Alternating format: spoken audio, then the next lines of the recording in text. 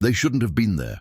No flight manual would allow that. No instructor would recommend that level of risk. And yet, on that May 25th, 1982, two A-4 Skyhawks cut through the South Atlantic sky so low that the ocean seemed to want to swallow their wings. If something went wrong, there would be no time to correct it. There would be no second attempt. Just impact. Just silence.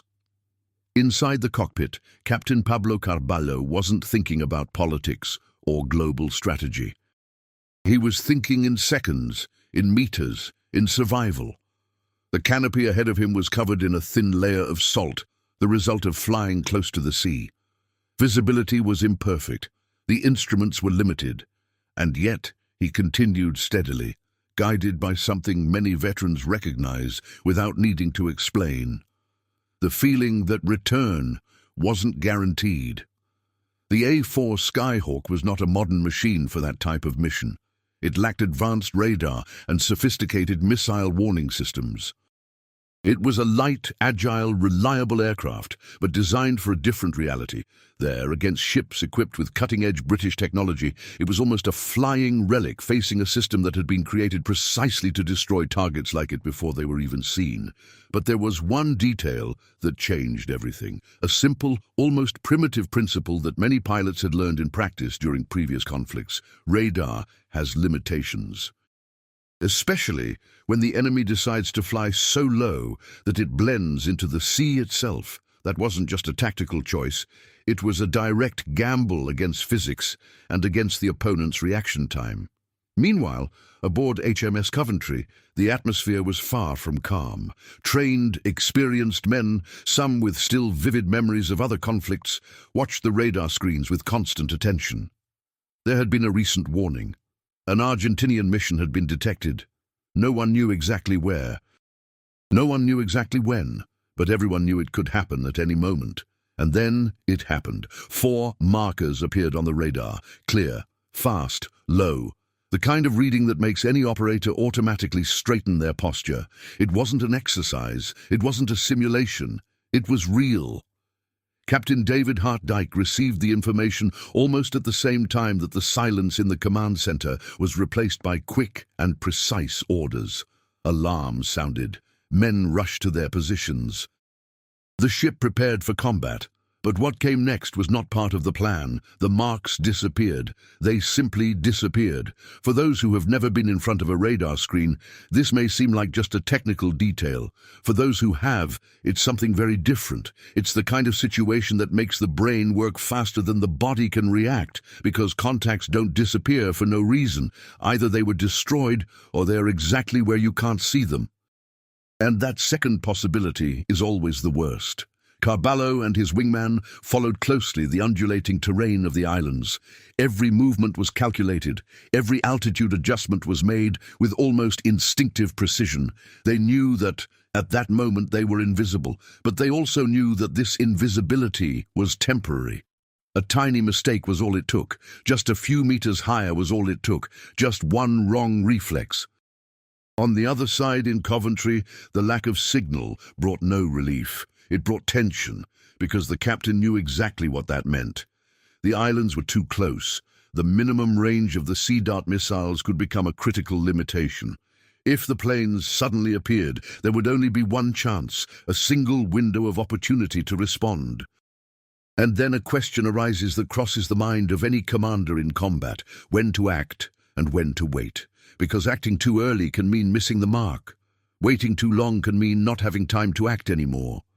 In the low, almost invisible skies, the Skyhawks advanced. No radar, no warning, no margin for error. Just a few kilometers from the target, something changes. The sea seems more agitated. The wind shifts slightly. The heart races for no apparent reason. It's that moment that many pilots later describe as a premonition, not something mystical, but physical, a realization that the turning point is behind them. Now there was no choice left. They were committed, and somewhere ahead, beyond the curve of the island, were 2 British warships, waiting for something they couldn't yet see. But the real problem wasn't what the British saw.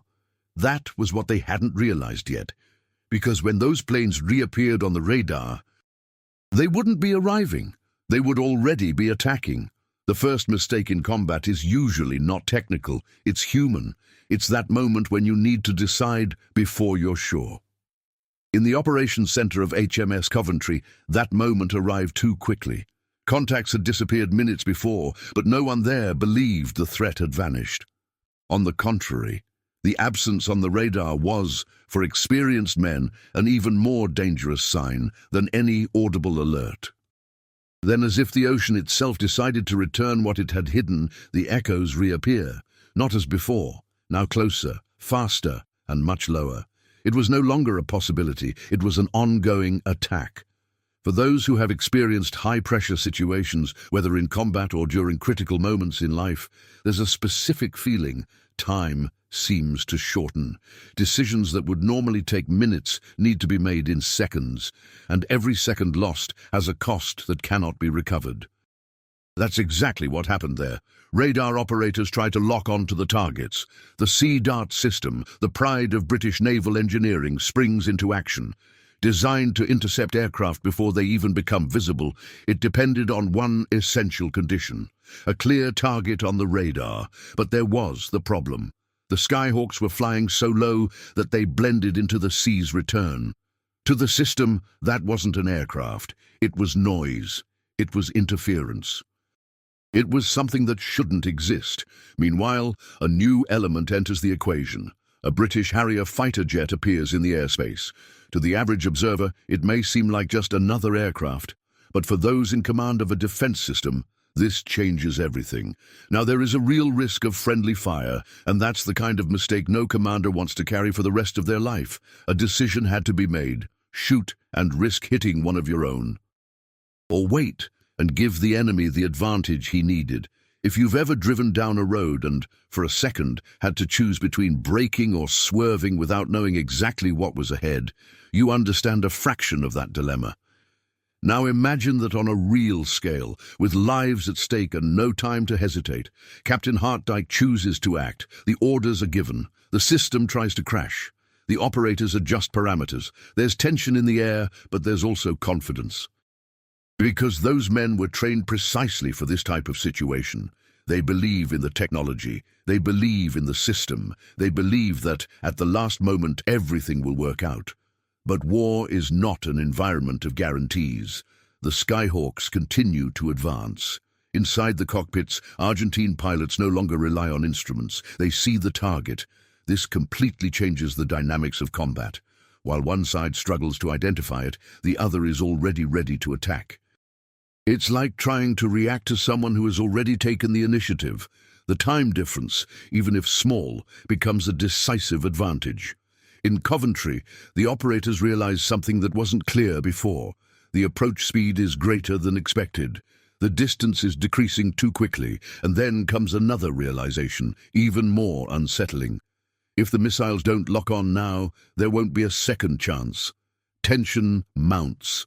The system tries again. Operators make manual adjustments. There's an almost physical effort required to make that technology work, as if, through sheer willpower, it were possible to overcome the limitations imposed by the situation. But the planes remain low, too low. To an outsider, it might seem like a technical detail, but for those who have been in combat, it's everything. Because flying low isn't just a choice, it's a commitment. An error of a few meters can be fatal. A distraction of seconds can end the mission right there. Yet they maintain the minimum altitude. Why? Because they know that this is the only way to survive long enough to attack. And then another silent question arises, hanging over everyone there. Who will make the first mistake? The system or the man? Seconds tick by. The radar shows the targets. Eyes confirm what was previously just a signal on the screen. Now there is no doubt. They are coming. But there's something even more disturbing. They're not just arriving. They are arriving too fast to be safely apprehended, and at that moment, a truth begins to take shape, even if no one says it aloud. Perhaps technology alone is not enough. Perhaps in that type of combat, the deciding factor isn't the equipment, but the audacity of those willing to push themselves beyond the limit. The men in Coventry still believe they can stop the attack, and they will try. with everything they have. But while the system struggled to keep up, the Skyhawks are already where they should never have been, too close. And when an enemy gets too close, the war ceases to be technological. It becomes personal. When distance ceases to be a number on the radar and becomes perceptible to the human eye, something changes within any combatant. It's no longer about calculations, no longer about projections. It's about reaction. And at that moment, both in the sky and on the deck, everyone understood the same thing at the same time. The combat had truly begun. The Skyhawks sped forward at an unforgiving speed, over 800 km/h, flying just meters above the surface. The air was unstable, the plane vibrated, the pilot had to constantly correct the control stick to avoid touching the sea. This wasn't just skill. It was mental endurance. It was maintaining fine control while everything around indicated that it wasn't safe. Inside the cabin, each second seemed longer than it actually was. The horizon rose and fell gently with the movement of the sea. The canopy remained sprinkled with salt water. The engine responded, but any failure there would mean the immediate end. And yet, they continued moving forward. But there's something few people talk about. Why fly so low, even knowing that it reduces the pilot's own reaction time? In Coventry, operators are finally able to track targets more clearly. Now they're not just blurry echoes. They have direction, they have speed, they have intent. And that changes everything. The Sea Dart system attempts to lock onto the target again. Adjustments are made. Operators know they need a clean lock to fire safely. The problem is that time is running out. And then the other ship system, the HMS Broadsword, comes into play. The Sea Wolf. Unlike the Sea Dart, it was designed for short-range defense, faster, more accurate at shorter distances. In theory, it was exactly what that situation demanded. In theory, the system detects the targets. The operator initiates the lock-on. For a moment, it seems that everything will finally work as planned. The kind of moment when someone inside the room thinks, now we're talking. But war rarely follows theory. The two Argentinian planes are so close, so aligned, that the radar interprets them as a single target, a single point, a single echo. The system locks onto this single target and prepares to fire, and then, in an instant, the planes separate. What should be a solution becomes a problem. The system needs to recalculate. It needs to identify two targets where there was previously only one. It needs to adjust trajectory, priority, firing solution, all of this in fractions of a second, and in that time, it fails. Lockout lost, system in conflict, restart required. But how do you restart something in the middle of a real attack? Meanwhile, the Argentine pilots are no longer thinking about evasion. Now it's direct attack. The ship begins to take shape in their field of vision, first as a dark spot, then as a defined structure, and then as a complete target. And here another question arises. What goes through a pilot's mind at that moment? Fear or absolute focus? In Coventry, the situation changes again. Observers can now see the planes with the naked eye. They are no longer just data on a screen. They are real machines cutting through the air towards the ship. This has a powerful psychological effect, because it transforms something abstract into something immediate. The weapons begin to respond, cannons spin, machine guns fire, tracers soar into the sky, creating luminous lines that crisscross the path of the planes. For those on the deck, it's defense. For those in the cockpit, it's a wall of fire, and yet they continue, because now there is no turning back. Have you ever made a decision in life that, once started, there was no going back? That's exactly it. Except here, the consequences aren't just personal. Caballo senses the intensity of the fire coming from the Coventry. He quickly understands that maintaining that vector could be fatal.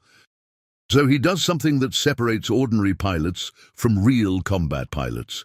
He changes the plan at the last second. Change the target.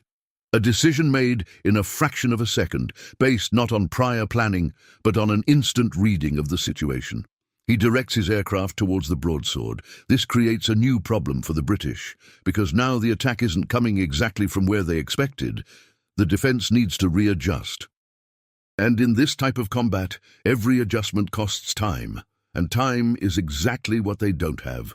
The Skyhawks fly low over the Coventry, so close that the men on deck can see details of the fuselage. They can see the pilots. It's the kind of proximity that makes combat almost physical. Then comes the moment, finger on the trigger, the release of the bombs, 1,000 pounds of metal falling towards the target. But here's another subversion of expectations. The bombs are not behaving as expected. They reach the sea before they reach the ship.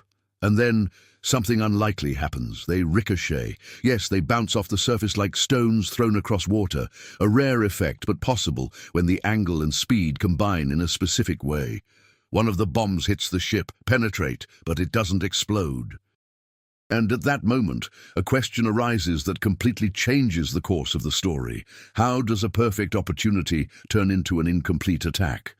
Inside the cockpit, there is no celebration. There is no relief, just the immediate realization that something has gone wrong. And worse than that, there may not be time to fix it, because while they are walking away, others are already arriving. And these won't make mistakes. There's a moment in combat that doesn't appear in movies. It's not the explosion, it's not the shot, it's not the impact. It's the instant between realizing the mistake and understanding that there's no more time to correct it. That was exactly the moment that began to unfold on the decks of the British ships as the second Argentine formation approached. The first wave had passed, and for many there, that brought a false sense of relief. A direct hit, with bombs that struck the ship but didn't explode, seemed almost a sign of good luck. In previous conflicts, including Vietnam, many American pilots reported similar situations: bombs that failed to activate, missiles that didn't lock on, systems that didn't respond as expected. But veterans know something that the general public often ignores. When war gives you a second chance, it usually exacts a higher price later. In the sky, the second pair of A-4 Skyhawks was already in position.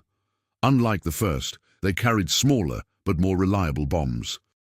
Less raw power, more consistency. This choice was not random. It was a direct result of the failures observed previously. In real combat, adaptation doesn't happen in days. It happens in minutes, and then a detail emerges that many don't notice. While the Argentinians were adjusting their approach, the British were also trying to reorganize their defense. The Coventry initiated a maneuver to allow for a better firing angle for its systems. The broadsword attempted to fully restore the Seawolf. Everything seemed to be returning to normal, but war isn't about what should happen. It's about what actually happens. The radar detects the targets again. Now there is no surprise. There is clarity. And with clarity comes the responsibility to act correctly. The Sea Dart system finally locks onto one of the aircraft, a moment that, in any military manual, would be described as ideal. The firing command is given. The missile leaves the launcher with force, tearing through the air and leaving a trail of smoke. For the men on deck, that is the moment when everything should change. Technology has finally responded. The answer has come. The system worked. But the Argentinian driver does something that defies the logic of the system. He goes down even further, lower than any safety margin would recommend, lower than any conventional training would allow. This type of flight is not only dangerous, it enters a zone where even radar loses its reference point, and the missile misses its target, goes straight through. He continues on his way, without achieving anything. For those who have never been in combat, this may seem like just a technical glitch. For those who have, it's something much deeper. It's the moment when trust in technology begins to crack. And then a silent question arises. How many chances are left? Meanwhile, on the broadsword, the Seawolf system finally returns to full operation. The operators regain control. The radar identifies targets with precision. Lock-on occurs. This time, it seems perfect. Everything aligned, everything ready. But then, the unexpected happened. Coventry, in an attempt to reposition themselves, crosses directly in front of broadsword's firing line. A coordination error. Small in theory, fatal in practice. To avoid hitting its own allied ship, the system cannot fire. And at that moment, one of the most critical scenarios in any military environment arises: the inability to act because of one's own presence. American veterans are well acquainted with this type of situation. In Vietnam, there were countless accounts of averted attacks, unfired shots, stalled decisions, all to avoid so-called friendly fire. And while this decision saves lives, it also creates an opening for the enemy to act. And that's exactly what happened. The next few seconds were decisive. While the British systems were ready but unable to fire, the Skyhawks advanced uninterrupted. Without effective resistance, without any real blockage, the distance disappeared. Now it was no longer a battle mediated by technology. It was a direct line between pilot and target. The planes descended even further. The kind of flight that demands absolute control. Any wobble, any mistake, any unexpected turbulence could be fatal, but they maintain their course, because they know this is the point of no return. On the deck of the Coventry, the men realize something is wrong. The systems aren't responding as they should. Automatic weapons are malfunctioning. Cannons are losing calibration. Some weapons simply won't fire. And then, something that defines critical moments in war, when technology fails, man takes over. Sailors begin firing with handheld weapons, rifles, light machine guns, not because they believe it will bring down a jet plane, but because, at that moment, doing something is better than doing nothing. Have you ever been in a situation where everything that should work doesn't, and yet you still need to take action? The Skyhawks enter the final range. Now there is no more doubt. There is no more room for error now, and while the British try to reorganize their defense, a truth begins to take hold in a brutal way. They are exposed, and this time, no system can stop what comes next. The sound comes before the impact, a deep, continuous roar that grows too fast to ignore. It's no longer a distant warning, no longer a signal on the radar. Now it's physical, present, inescapable. On the deck of HMS Coventry, some men look up at the exact moment the Skyhawks appear above the horizon, low enough to seem part of the sea itself. For those who have been in combat, there's one detail that's never forgotten. The sound of an enemy plane when it's too close. It's not like hearing an engine in the distance. It's a sound that goes through your body, that vibrates in your chest, that says without words that time is up. The Argentine pilots don't hesitate. They've already passed the point of decision. Now it's pure execution. The plane vibrates, the speed is at maximum, and the target rapidly grows larger on the windshield. The Coventry is no longer just a ship. It's a complete structure, with visible details, with men running on deck, with fire rising in their direction. And even under heavy fire they continue. Tracers crisscross the air. Lines of light rise like an invisible wall, trying to impede progress. Some pass too close. Others strike the surrounding water, creating small explosions that rise like columns, the kind of scene that in any other situation would make someone retreat. But not there, because at that moment, retreating is not an option.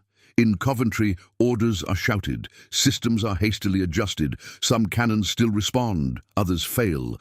Chaos begins to set in, but discipline still exists.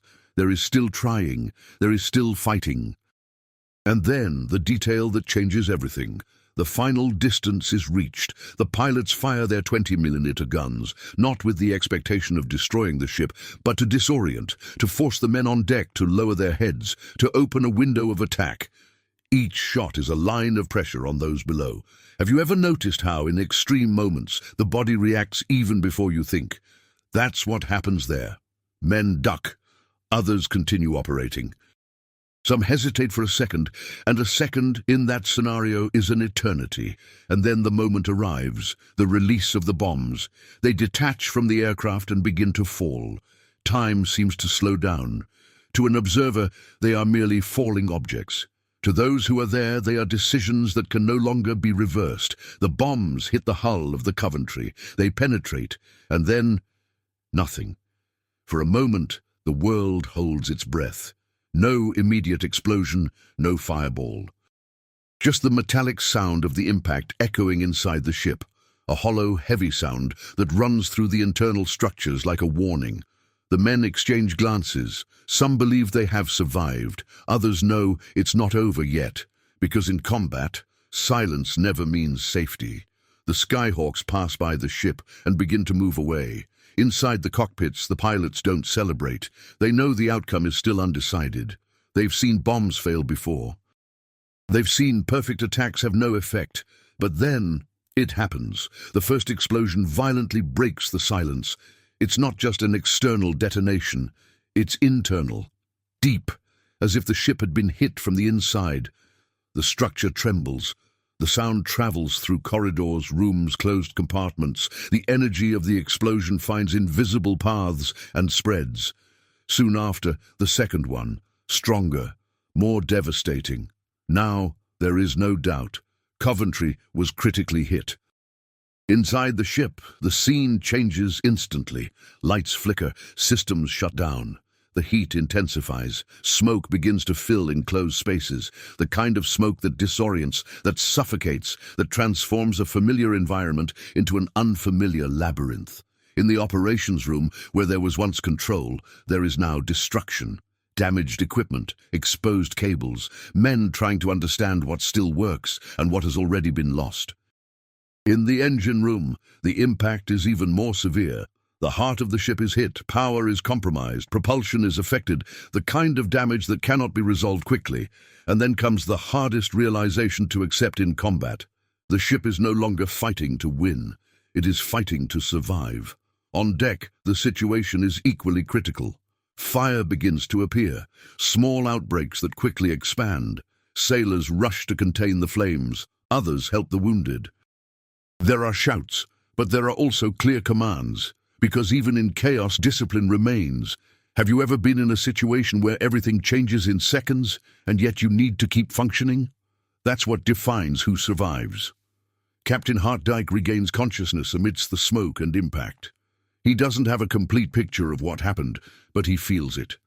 The ship is different. The air is heavy. The atmosphere has changed. He is trying to access communication systems. Nothing. Try to understand the extent of the damage, fragmented information. But there is something that doesn't need confirmation. Coventry is seriously injured, and at that moment, a new phase begins. No more fighting, but for survival. There's a moment in war when everything slows down, even when everything is falling apart. It's not silence, it's not calm, it's something different. It's when the mind understands, before the body accepts it, that the outcome can no longer be reversed. Inside the HMS Coventry, that moment arrived shrouded in smoke, heat, and an invisible weight that everyone felt, but no one needed to express. The ship was irreversibly damaged. The systems were no longer responding as they should. The power was failing. Heat was mounting in enclosed spaces. Smoke filled the corridors, transforming familiar paths into confusing and dangerous spaces. And yet, there was no widespread panic. There was something stronger: discipline. For anyone who has lived in or studied American military forces, this is immediately recognizable. Repetitive training until it becomes reflexive. Procedures executed even when emotional logic dictates fleeing. Men helping other men, not because it's easy, but because it's the only possible way. On deck, sailors were removing wounded sailors from compromised areas. Others were distributing survival equipment. Some were organizing lifeboats with almost mechanical precision. There was no room for exaggerated heroism, only duty. And perhaps that is one of the greatest truths of war. It's not the grand speeches that save lives. It's the small acts done correctly, under pressure. Captain Hartdyke emerges onto the deck. The cold air of the South Atlantic contrasts with the ship's internal inferno. He looks around, trying to absorb the reality of what has happened. The Coventry, which minutes before was a functional combat platform, is now a damaged structure, slowly listing, and this inclination changes everything. Because a ship can withstand damage, it can continue operating, it can fight. But when it starts to lose stability, time becomes the main enemy. The order to abandon the order is not just a decision, it's an acknowledgement. The fight is over. Now it's about saving as much as possible. The men begin to leave the ship. Not in despair, but in sequence. Organized, as they were trained. Some help wounded comrades. Others ensure that no one is left behind. Every movement has a purpose. Have you ever noticed how, in extreme moments, people reveal who they really are? There, on that tilted deck, it became visible in every action. Meanwhile, in the sky, the Argentinian pilots were already moving away.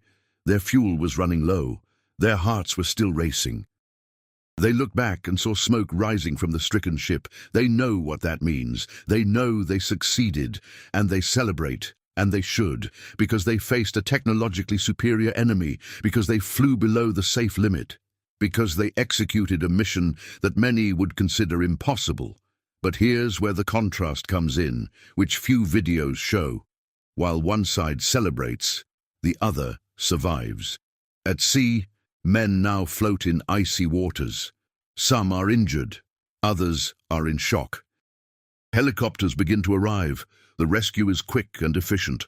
Once again, training makes all the difference. Approximately 170 men are rescued alive. But not all. 19 are not coming back. And for those who have lived through or are familiar with military reality, this number is never just a number. They are interrupted stories, families receiving news, names that remain recorded not only in reports, but in the memory of those who were there. Coventry continues to tilt. Until the end comes, the ship capsizes, slowly, as if he were holding on until the very last second, and then it disappears beneath the surface. And at that moment, something greater than victory or defeat becomes evident. The war is not about who gets it right the most times. It's about who can endure more. The Argentinian pilots return to base. All survive. A rare feat in missions of that type. For them, it was an absolute success. A testament to courage, skill, and adaptability. But the war continues, and the final result doesn't change because of that moment. And this is where the turning point lies. Because for those who lived through that era, especially American veterans who witnessed similar conflicts, there is a profound understanding. You can win the fight and still carry the weight of it for the rest of your life. What happened that day was not just a successful attack. It was a stark reminder that technology fails, plans change, and in the end, it all depends on people. People who make decisions in seconds. People who remain steadfast when everything falls apart. People who do what needs to be done, even knowing the cost. And perhaps that's why stories like this continue to be told, not because of the ships, not because of the airplanes, but because of men. If this story made you reflect, if you value this kind of real, direct and respectful content about those who lived through these moments, then subscribe to the channel now. Like the video so that more people can learn about these stories. And leave your comment. I want to know your opinion, your analysis, or even experiences you have lived or heard about. Because in the end, it's these stories that keep the memory alive.